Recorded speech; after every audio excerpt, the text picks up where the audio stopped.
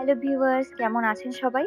আশা করি সকলেই ভালো আছেন, সুস্থ আছেন। আমার নতুন একটি ভিডিওতে সকলকে স্বাগত। আজ বানাবো সাবুর পায়েস। এরকম বড় দানার সাবুগুলো নিয়ে নিয়েছি। এরপরে এটাকে ৩-৪ বার ভালো করে জল দিয়ে হালকা হাতে ধুয়ে নেব। নেওয়ার পরে এর মধ্যে ঠিক ততটা পরিমাণেই জল দেব, যতটা দিলে পুরোপুরি সাবুগুলো ডুববেও না, আবার একেবারে কমও হবে না। এই যে ঠিক এই পরিমাণে।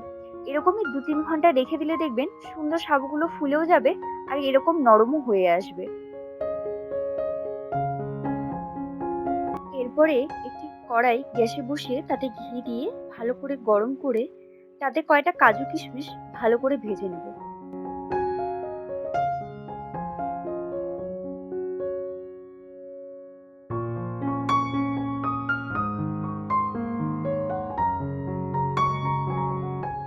ড্রাই ফ্রুটস গুলো ভাজা হয়ে গেলে তুলে নিয়ে সেই সেম কড়াইয়ে দিয়ে দিব সেই ভিজিয়ে রাখা সাবুগুলো। এরপরে এই সাবুগুলোকে ওই মোটামুটি ১-২ মিনিট মতো লো আঁচে হালকা ভেজে নিতে হবে। বেশি ভাজার দরকার নেই। তবে আপনারা চাইলে এখানে কিন্তু আরেকটু ঘি এড করতে পারেন। আমি যেহেতু বেশি ঘি খেতে পছন্দ করি না, তাই ওই ঘিই দিয়ে দিয়েছিলাম।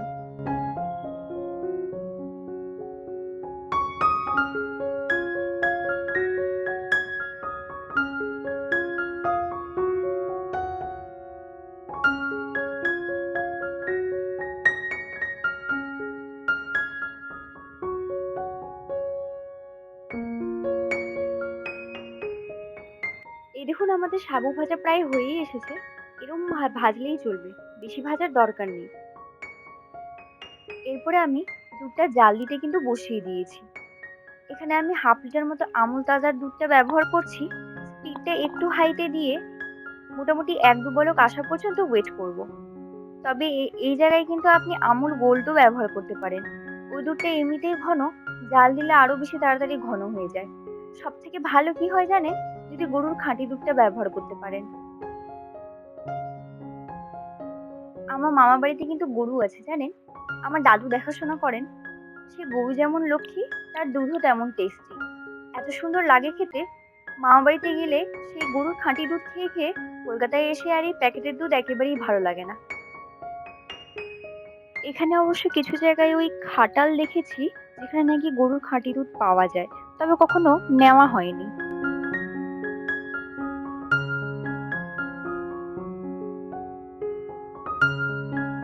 এই দেখুন, আপনাদের সাথে গল্প করতে করতে দুধে কিন্তু বলক উঠে গেছে একবার। এরপরে স্পিডটা লো টু মিডিয়ামে দিয়ে দুধটা হালকাভাবে নাড়তে থাকবো। এই পর্যায়ে আপনারা চাইলে কিন্তু একটু মিল্ক পাউডার এড করে দিতে পারেন। টেস্টিও হয় খেতে। তবে ওই যে বললাম, আমার কাছে বাড়িতে যা ছিল আমি তাই দিয়েই বানিয়েছি। আমার কাছে এই মুহূর্তে মিল্ক পাউডার নেই, তাই ওটা ছাড়াই বানাচ্ছি। এভাবে ধীরে ধীরে নাড়তে থাকবো যতক্ষণ না দুধটা ঘন হয়ে যায়। আর সাইড থেকে এই যে যেগুলো লেগে যাচ্ছে ওগুলো একটু একটু করে দুধের মধ্যে দিতে থাকবো।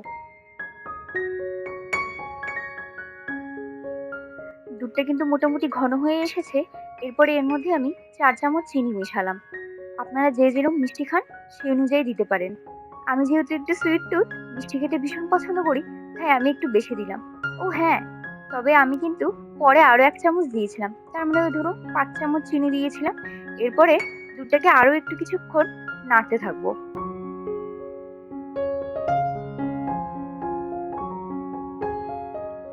বেশ খানিকটা দুধটা ঘন হয়ে এসেছে। এরপরে সেই ভেজে রাখা সাবুগুলো দিয়ে দেব। খানিকক্ষণ আগে যেহেতু ভেজে রেখেছিলাম, সেজন্য ঠান্ডা হয়েছে বলে একটু দলা পাকিয়ে গেছে। দুধে দিয়ে এইভাবে হালকাভাবে নাড়তে থাকলে আস্তে আস্তে খুলে যাবে। এরপরে ততক্ষণ নাড়বো যতক্ষণ পর্যন্ত না এই সাবুগুলো সেদ্ধ হয়ে যাচ্ছে। সেদ্ধ হয়ে গেলে কিন্তু একদম ক্রিস্টাল ক্লিয়ার লাগবে দেখতে। তখনই বুঝে যাবেন ভালোভাবে সেদ্ধ হয়ে গেছে। চলুন এবার একটু নাড়তে থাকি।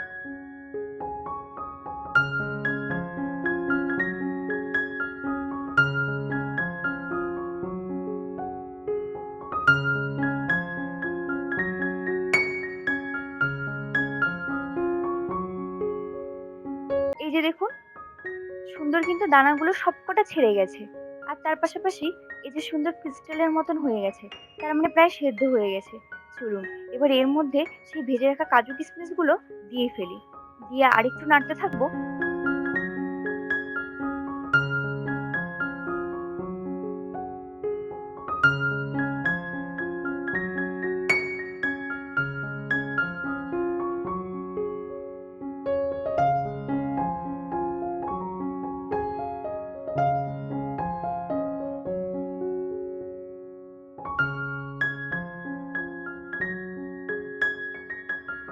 এই যে দেখুন, ঠিক এইরকম কনসিস্টেন্সিটা রাখতে হবে।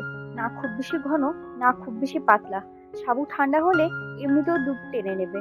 সেজন্য এরমই রাখবো। মাকে অনেকবার পুজোর পার্বণে এই পায়েসটা বানাতে দেখেছি, কিন্তু কখনো নিজে ট্রাই করিনি জানেন? এই ১ম আমি আজ বানালাম। এরপর এক টুকরো এলাচ ফাটিয়ে দিয়ে দিলাম। এতে স্বাদ আর গন্ধ হবে অতুলনীয়।